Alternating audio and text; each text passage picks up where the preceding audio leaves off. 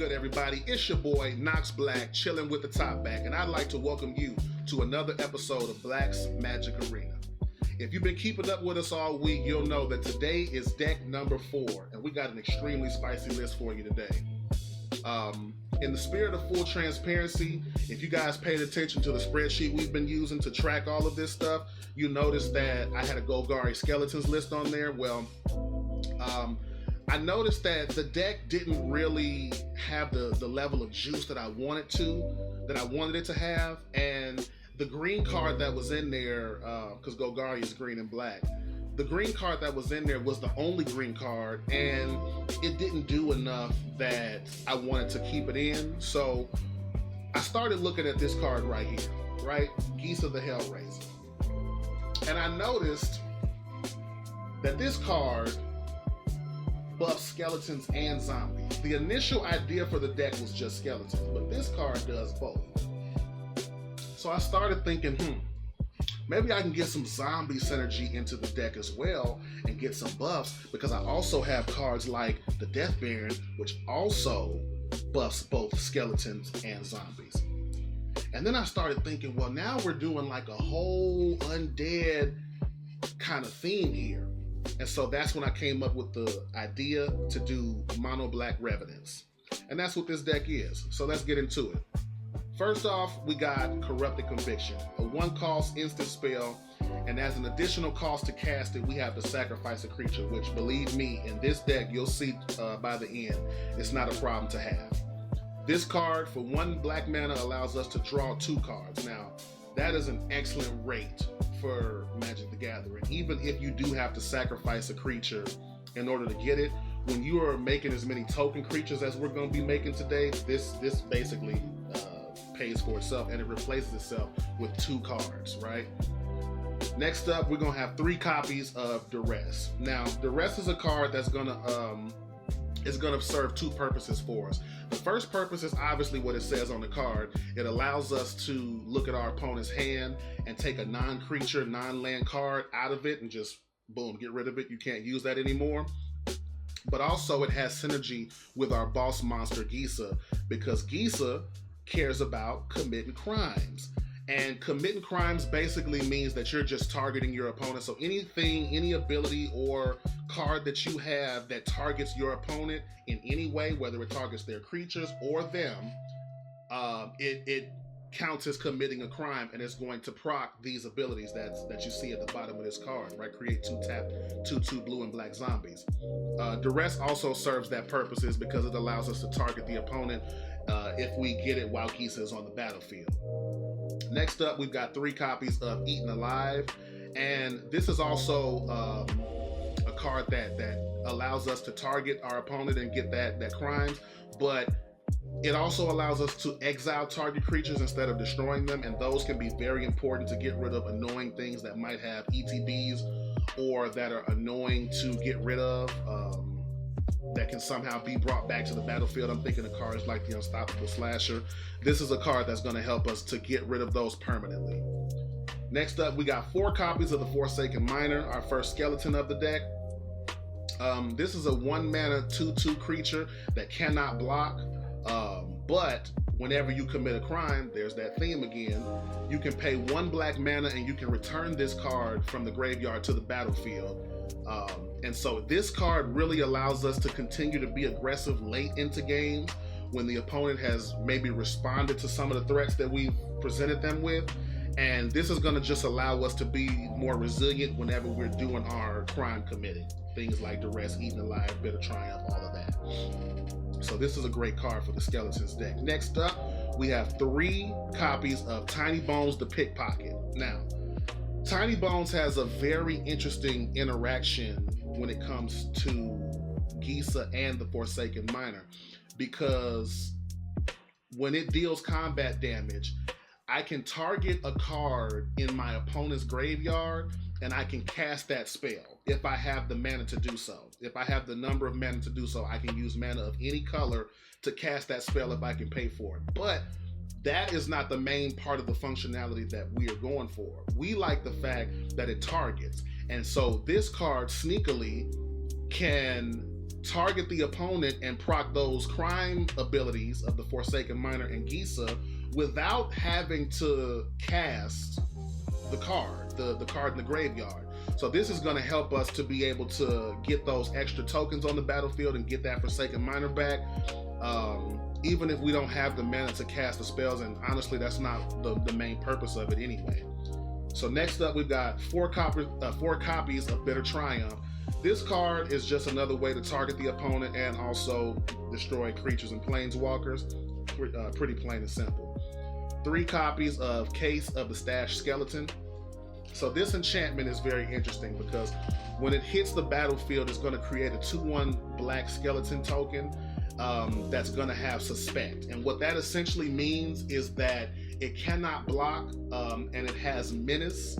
Menace means that it has to be blocked by 2 or more creatures, which can really confuse the opponent if they have to block this with more than one thing, especially if we have something like the Baron on the field that gives everything Death Touch.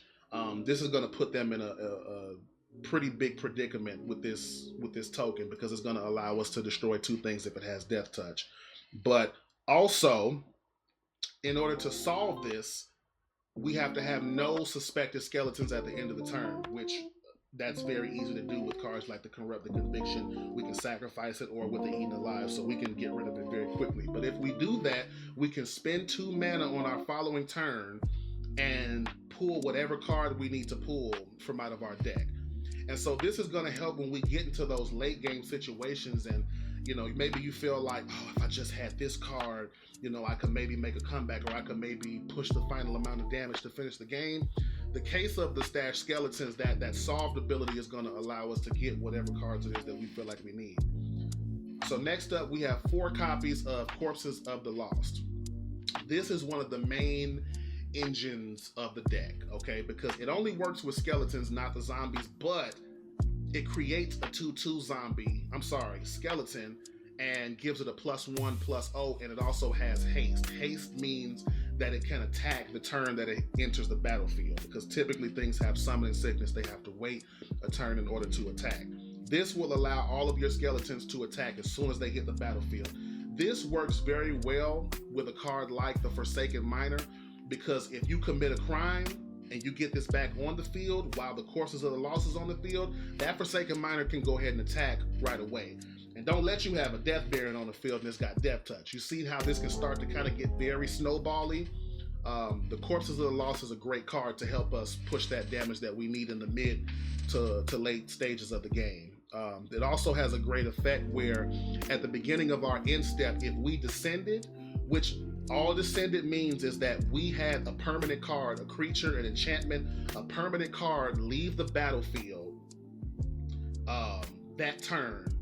This will allow us to pay 1 life and return this card from the battlefield to our hand, allowing us to play it again turn after turn after turn. And this can be very powerful because eventually the opponent's just going to run out of ways to kill all of these skeletons that you keep putting on the battlefield turn after turn. So this is definitely one of the main engine pieces of the deck. Next up, we have the Death Baron. This is just another, what we call an anthem, which means it boosts your creatures, their attack and their defense. It gives all your skeletons and your zombies a +1/+1, but it also gives them Death Touch, which means that whenever they deal damage to an opponent's creature, either when they block or when they become blocked, no matter how much damage it does to their opponent. So let's just say, for instance, your opponent has like a 10/10, and I have a 2/3, but it has Death Touch. That 2 damage is going to be enough to kill that 10/10 because of Death Touch. It kills anything that it touches. And when you combine this with the menace that Gisa gives, this can be a absolute nightmare for the opponent to deal with. So that's why we got the Death Baron in the deck. 3 copies of Preacher of the Schism. Now this is where the Revenant parts comes in, the Vampire Cleric, because this is just another way to add a little bit more resilience to the deck by giving us ways to draw more cards. I love to do that. And also it can create lifelink bodies for us if we're down, letting us gain some life. And so this card really is just here to help us with some resilience in those mid to late stages of the game. And then, of course, the big boss monster of the skeleton deck is Gisa the Hellraiser. This card is 5 mana, 3 neutral and 2 black mana for a 4/4 creature that has ward. Now, to briefly explain what ward is, ward just simply means that whenever an opponent goes to target this card with an effect, they have to pay the effects that you see. They have to pay those costs after the ward. After they target it, after they've spent the mana to target the card, they have to pay those further costs. Otherwise, the spell that they play will be countered and rendered useless. So this is a very good card in that regard. It's very hard to remove off of the battlefield, very annoying, but it also gives skeletons and zombies +1/+1 and menace. And again, menace is just that your creatures have to be blocked by 2 or more creatures. It can't just be blocked by 1, which can be a very, very big headache for the opponent. And it also has the final ability of whenever you commit a crime, which is where some of our earlier card choices come from. Whenever you commit a crime, we create 2 tapped 2/2 blue and black zombie tokens, which will then be buffed and get the +1/+1 menace and death touching. We have the Baron on the field as well. So when you get all of these things on the field together, it can be a lot to deal with, and it can snowball very quickly. So in order to destroy us, you're going to have to move very, very fast. And so that's basically what the deck does, what it's designed to do. To get into the lands a little bit, we just got 2 Realms of Ko, and I like to have extra utility in the deck. It doesn't really hurt us to play because we play so many basics. So this is basically just a swamp when we draw it, but it also gives us the added utility of being able to create 1/1 tokens if we do somehow run out of juice in those late game stages and we need to be able to push a little bit of extra damage. We can create 1/1 spirit tokens that can't block, but they also cannot be blocked by non-spirits. Okay, so that's going to really help us with some resilience late in games if it gets to that point. And then we just got 20 swamps, pretty standard, and 1 copy of Cavern of Souls, because sometimes you might come up against a counterspell matchup and you want to be able to play your stuff and get it off, especially if it's like the Gisa. Like you can't afford to have the Gisa countered late in the game when you've got all your skeletons ready to rock and roll. So outside of that, that's the deck, and we are going to go ahead and see if this one has what it takes to make it through the Black Magic Gauntlet. I'll see you there. All right.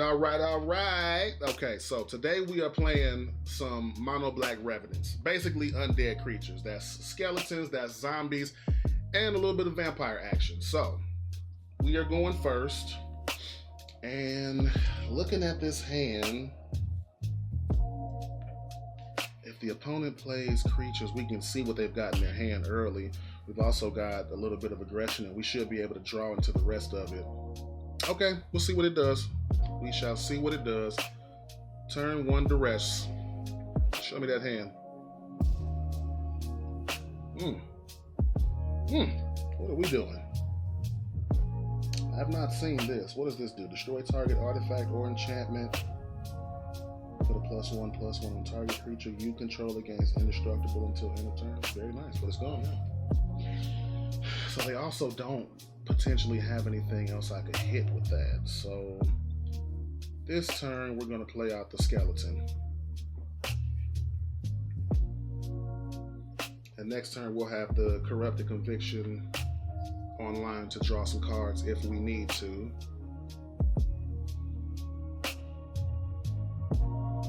That 3rd land was really nice.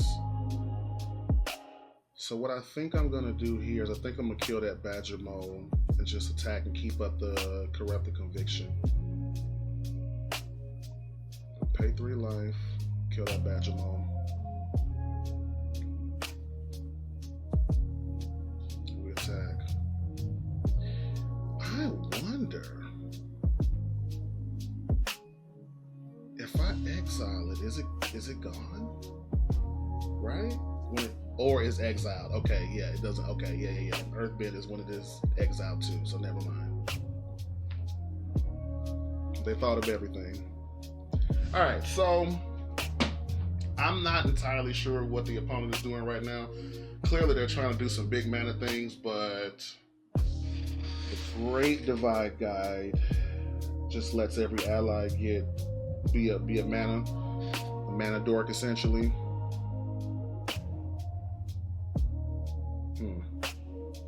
Okay. The question is, how badly do I need that dead? I'm not entirely sure I do right now, because I'm just not sure what the opponent is trying to do. To be honest with you, like this is definitely something pretty niche.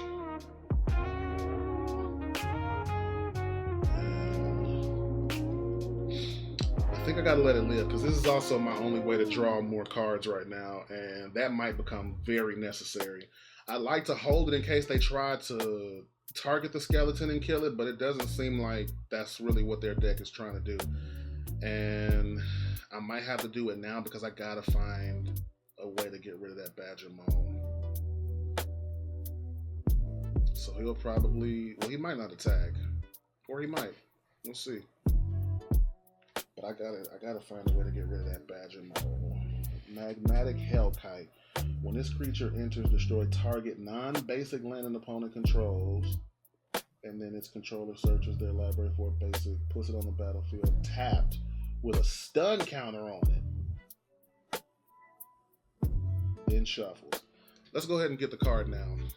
The cards. Let's get the 2 cards now. Okay.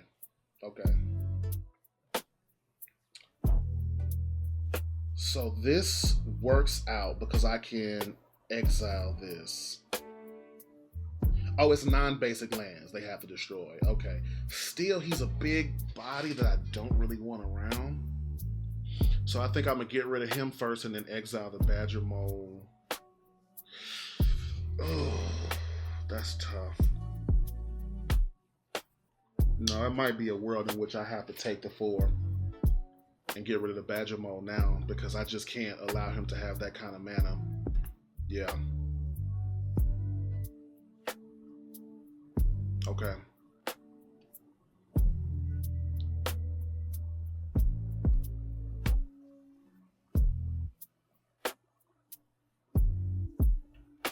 Sacrifice a creature, kill the Badger Mole, kill the Miner, because I can get him back. Could have got him back this turn if I had an extra mana. And then next turn I'll get rid of that Hellkite. Oh my goodness, here we go. Triple Badger Mole.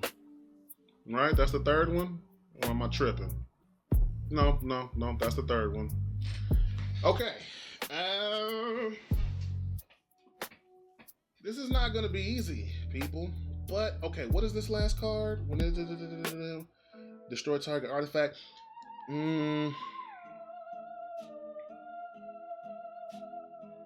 So it's taking everything out of my graveyard, which is fine. Okay.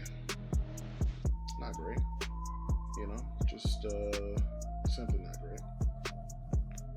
So I'm down to 13. It's 3, 5, 7, 8, 9, 10. The deck doesn't have any sweepers, and I just didn't get the aggression that I needed this game.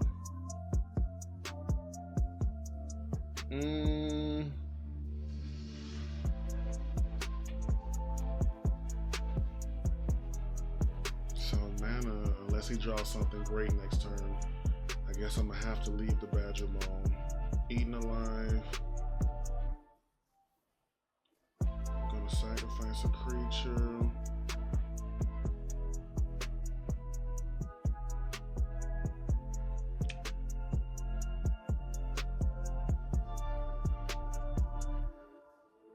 Let's attack first. He's not blocking, right?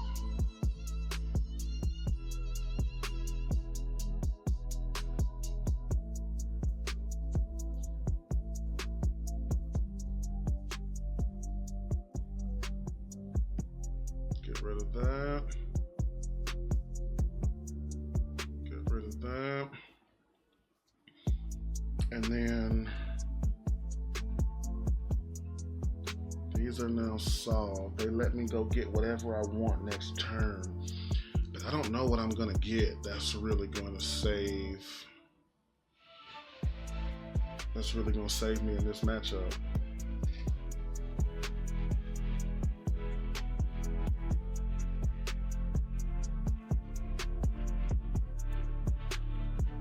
Okay.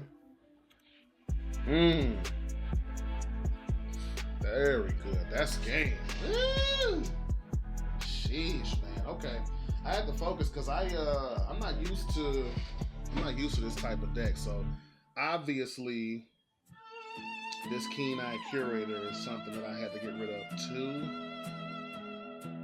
And I guess in hindsight it probably would have been better to get rid of that over the Dragon, because I probably at least might have lived another turn to see what happened. But okay, all right, that's game one. We move on. Let's get it. So, not the greatest way to start the video for Mono-Black Revenants. I know I hyped this deck up and everything. I talked a real good game, and didn't look all that great. But we go again. So this time I go first. I've got early plays aplenty. Yeah, we take these for sure. Gonna go with this Forsaken Miner here. Look at Appa. Cute little thing. The Enigma Jewel. Are we playing a synthesizer deck? Because you don't typically see Enigma Jewel out on the ladder. At least I don't. I'll tell you that much.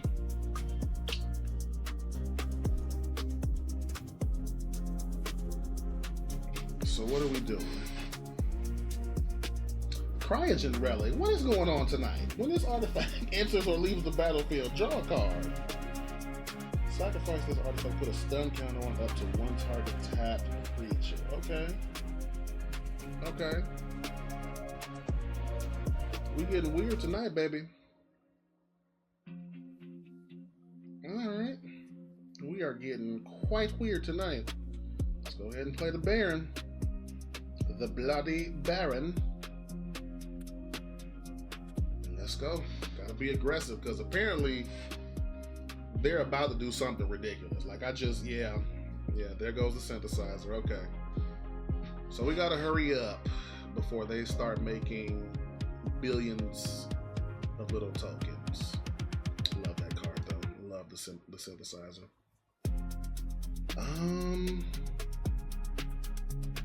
What do we got? Let's go ahead and play the Realm.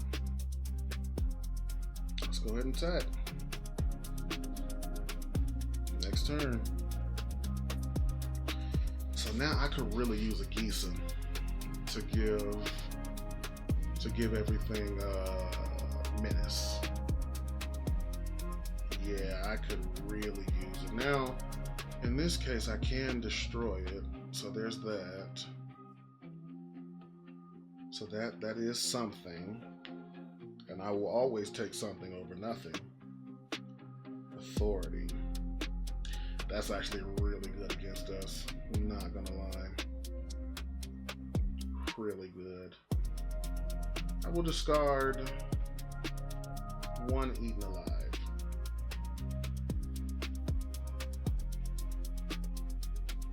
That's why that's a really good card against us, because we drew that the very next turn. But it still boosts everything that's on the field, so. Warlock, just in case they do have counter spells and I get that Gisa. This is gonna come in tap, but it's also still gonna boost the Forsaken Miner. So, what do you got? 3 life left. Do you have enough to get out of this? Another Authority. Don't think it's going to help you much. Surveil. Okay. Puts it to the graveyard. Do we got it? Do we got it?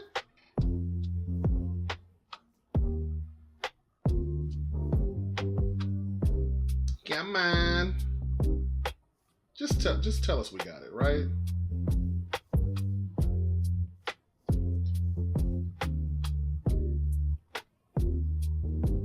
Stunned.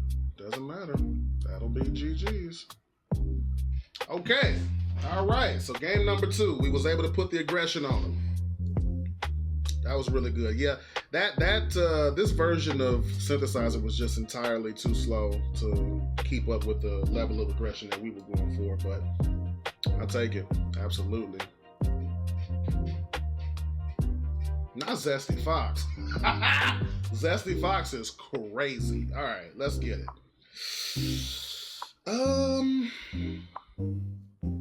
I got a kill spell if they play creatures for turn 2, but not really doing anything until turn 3 kind of sucks, but let's try it. Might regret it, might not. We are going first though, so that should mitigate it some.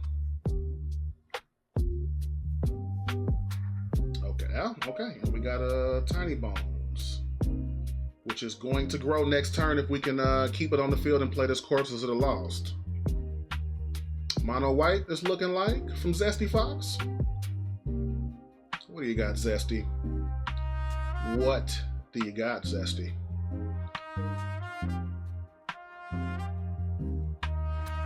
A what?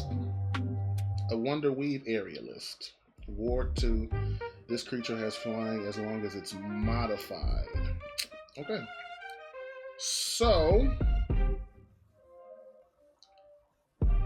I'm just gonna be aggressive. That's what we're gonna do. Are you blocking? Are you blocking? No, you're not blocking. Okay. Ward 2. So next turn I can kill it if I need to. I'm not entirely sure I do. What are you looking at that for? You don't have anything for that. Come on. Well, they might have get lost. This is white. Okay.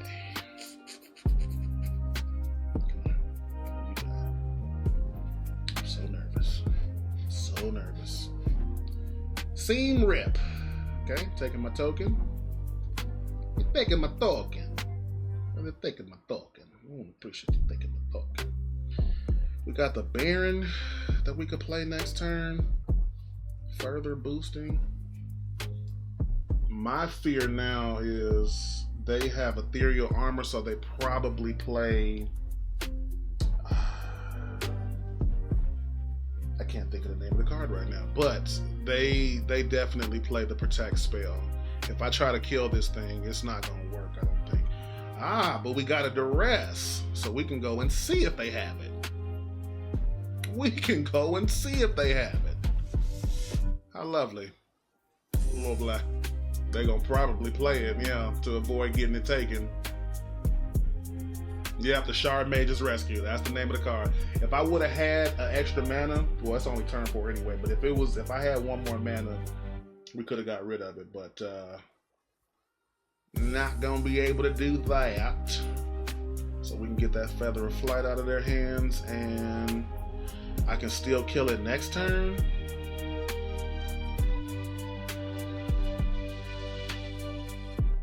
So do I go Preacher here, or do I go...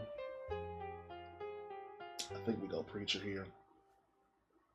I'm aware, Zesty. You can chill right out. Alright? You lucky I ain't got no mana to play that, because I would. Play your cards on you next turn, boy. Need to chill out. Okay. What do we got? Optimistic Scavenger. Okay.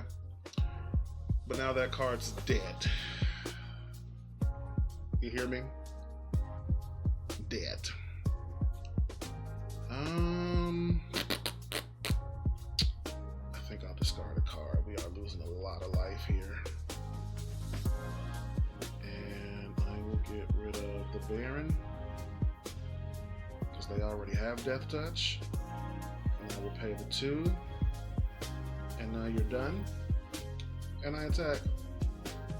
And I will take a life linker. Now you was rushing me. No. Don't be trying to be nice now. You was just out here rushing me. No need. I already have another one. And just like that, we chuck the deuces. Let's get it. That's what you get for rushing me. Victory is ours. So I'm not going to even lie to you, man. Mono-Black Revenants is out here making short work of people. After that first game, we had two really, really good games. This deck has a chance to get the bonus point for 3 wins in a row. It was this close to getting the perfect score if we would have beat that first deck, but I'm still very pleased with the performance of the deck, and we are absolutely keeping this. Absolutely keeping this. What do we got? The Onion Knight. The person of culture. A person of pure, unadulterated culture. What does this do? What is jump? During your turn, Freya has flying. Never heard of it. Add 1. You can tap to add a red to cast equipment. Are we playing equipment? So should I care about killing it? That seems kind of important to what he wants to do, right? If he's playing equipment. I'm gonna just kill it. I'm gonna pay the 3 life and I'm gonna kill it. Because it just seems important. Like, I'm not entirely sure what this is. I've never seen that card a day in my life. So I couldn't tell you what it's for. And equipment is typically not very good anyway. So, like, the Dragoon's Lance. Let's see. Maximum aggression. Maximum aggression. What do you got for me now? Boom, boom. Okay, down to 11 already.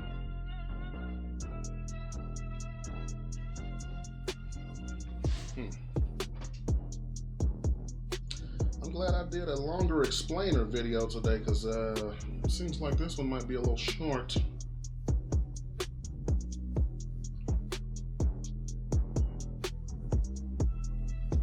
Cloud, yeah, I would have kind of expected that. It's pretty essential. So if you're gonna play equipment, you're probably gonna be running Cloud. As long as Cloud is equipped, if an ability of Cloud or an equipment attached to it triggers, that ability triggers an additional time. So now the calculus is, do I want to kill it? And I kind of think, like, why not? Unless he's gonna block, then don't have to kill it.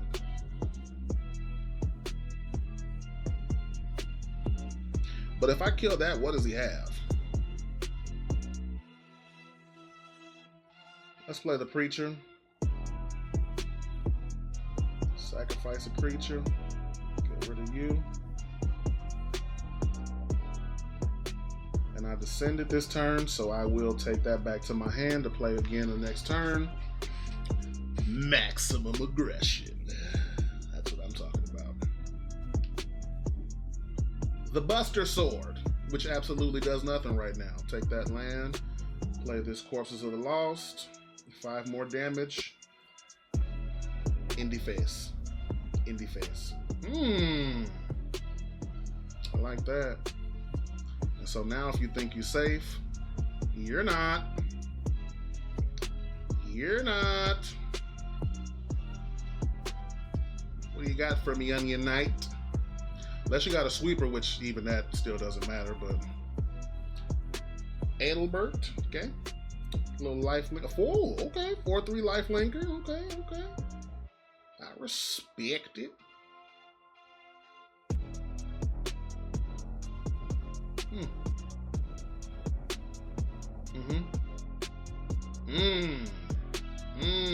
Okay.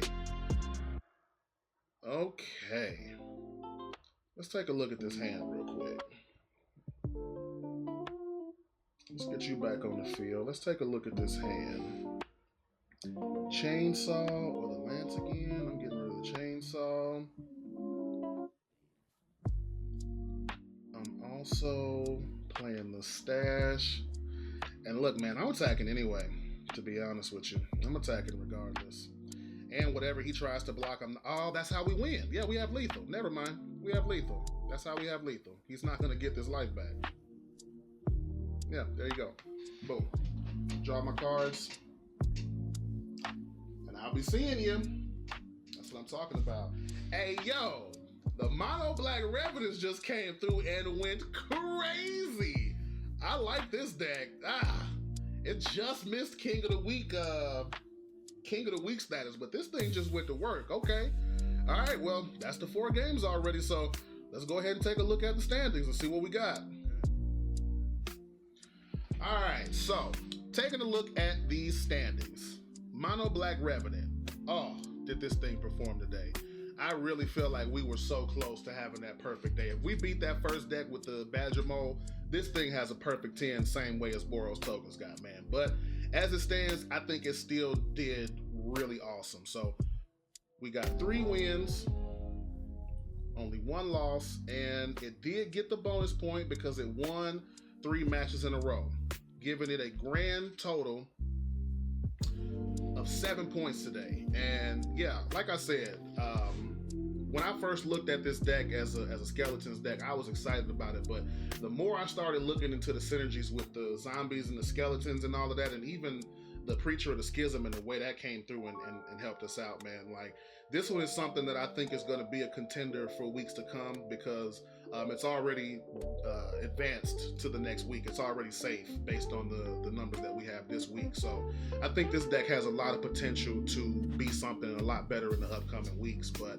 outside of that, man, I really want to thank you guys for watching another episode of Black Magic Arena. If you stayed this long into the video, I really appreciate it if you could give me a like and a subscription. And outside of that, we will see you tomorrow in the arena.